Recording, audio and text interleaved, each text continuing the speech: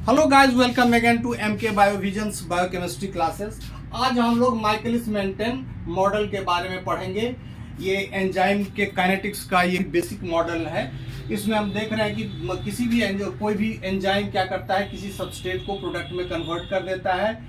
अब किसी भी एंजाइम कैटालाइज्ड इस रिएक्शन के 3 स्टेज होते हैं। एक स्टेज बीच में आता है एंजाइम सबस्ट्रेट कॉम्प्लेक्स, यानी कि जब सबस्ट्रेट से एंजाइम बाइंड किया हुआ रहता है तब हम देखते हैं कि ये जो रेट है एंजाइम सबस्ट्रेट कॉम्प्लेक्स के बनने का, ये फॉरवर्ड रिएक्शन है और टूटने का 2 तरीका है। यानी कि इधर से भी ये substrate complex enzyme substrate complex पुनः सबस्ट्रेट और एंजाइम में कन्वर्ट हो रहा है और पूरा ये और इधर ये प्रोडक्ट में कन्वर्ट हो रहा है। तो केम क्या होता है, माइकलिस मेंटेन कांस्टेंट क्या है, वो है rate of formation of enzyme substrate complex divided by rate of breakdown of enzyme substrate complex. अब इसमें देखिए कि बनाने वाले कौन है, बनाने वाला केवल K1 है और ये दोनों K-1 और K2 जो है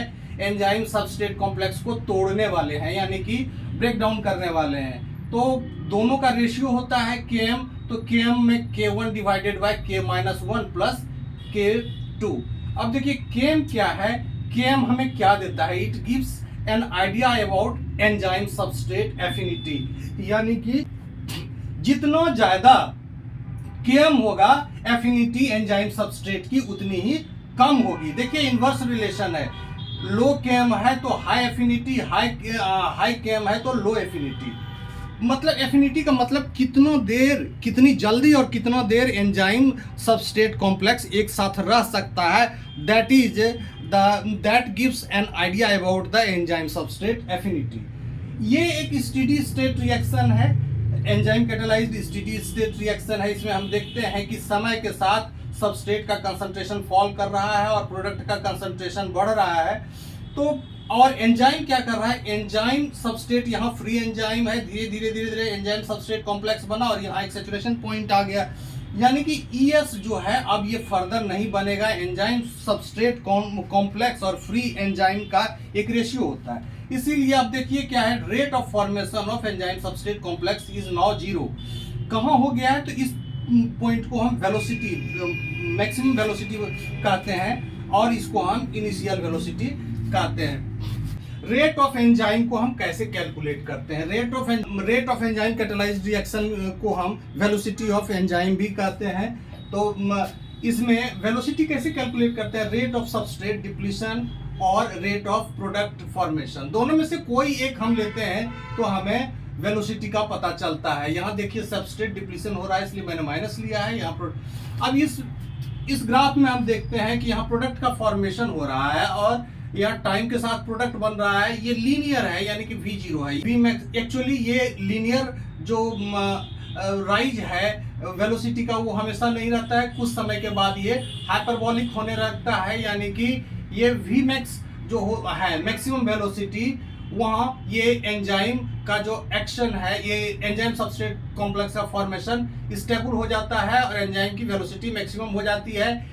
ये या तो प्रोडक्ट इनहिबिशन के कारण हो सकता है या फिर बैकवर्ड रिएक्शन के कारण हो सकता है। बहुत सारे रिएक्शन में ये प्रोडक्ट पुनः सबस्ट्रेट में बदल जाता है।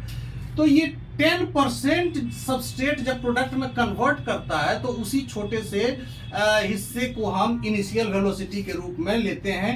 तो इसको कैसे इनिशियल वेलोसिटी को हम डिफाइन कर सकते हैं, V0 यानी initial velocity is measured by the amount of product form per unit time. V0 is equal to delta P divided by delta T, यानी कि टाइम डिफरेंस और प्रोडक्ट का कंसंट्रेशन डिफरेंस। अब देखते हैं माइकलिस मेंटेन कांस्टेंट कैसे derive हुआ। हम एक्चुअली इस इक्वेशन के डेरिवेशन में नहीं जाते हैं, डेरिवेशन किसी और दिन बताएंगे। तो इसमें हम देख रहे हैं कि ये जो बेसिक केम का इक्वेशन है, इसी से माइकलिस मेंटेन ने एक इक्वेशन डिराइव किया। उस इक्वेशन में इनिशियल वेलोसिटी Vmax Km और सबस्ट्रेट कंसंट्रेशन के बीच में एक रिलेशन स्थापित किया गया है। एक्चुअली इसी से ये डिराइव किया गया है। अब इसमें देखते हैं क्या कि V0 is equal to Vmax into substrate concentration plus Km plus substrate concentration. Vmax हो, substrate हो, Km हो, ये सारे जो हैं एंजाइम काइनेटिक्स के इम्पोर्टेंट पैरामीटर्स हैं और इसकी जानकारी जरूरी है किसी भी प्रॉब्लम को सॉल्व करने के लिए। जब सबस्ट्रेट का कंसंट्रेशन बहुत ज़्यादा है इन कंपैरिजन टू Km, तो क्या होगा कि सबस्ट्रेट को हम जीरो मान सकते हैं, तो जीरो हम प्लस वाले को मान सकते हैं, क्योंकि छोटा कम अमाउंट का सबस्ट्रेट भी यदि मल्टीपल है यहाँ, तो ये काफ़ी फर्क ला देगा। इसीलिए यहाँ हम जीरो नहीं मानेंगे, इसको जीरो मानेंगे। तो उस स्थिति में क्या होगा कि Km जीरो रहेगा, सबस्ट्रेट, तो हमको ये V0 इक्वल टू Vmax मिल जाएगा। लेकिन जब सबस्ट्रेट का कंसंट्रेशन काफ़ी कम है, then V is proportional to substrate concentration. When the substrate is equal to Km, then V will become Vmax by 2. Direct plot है, ये हाइपरबोलिक नेचर का है, and this plot is known as Lineweaver Burk plot. अब इस plot का इस्तेमाल करना थोड़ा मुश्किल इसलिए है कि यहाँ जो Vmax है इसको समझना इस प्लॉट से थोड़ा मुश्किल हो जाता है। इसलिए हम डबल रेसिप्रोकल LB प्लॉट का, लाइन-वीवर-बर्क प्लॉट का डबल रेसिप्रोकल ग्राफ बनाते हैं। तो डबल रेसिप्रोकल ग्राफ पे हम क्या करते हैं कि जो दोनों तरफ रेसिप्रोकल कर देते हैं, यानी कि V0 है तो 1/V0 और सबस्ट्रेट है तो V बाय सबस्ट्रेट कंसंट्रेशन। तो इस तरह से डबल रेसिप्रोकल करने पर लेफ्ट और राइट साइड दोनों तरफ डबल रेसिप्रोकल करते हैं तो हमें एक जो इक्वेशन मिलता है वो 1/V0 equal to Km plus Vmax into 1 substrate concentration plus 1/Vmax। अब इसको हम इसका ग्राफ बनाना आसान है।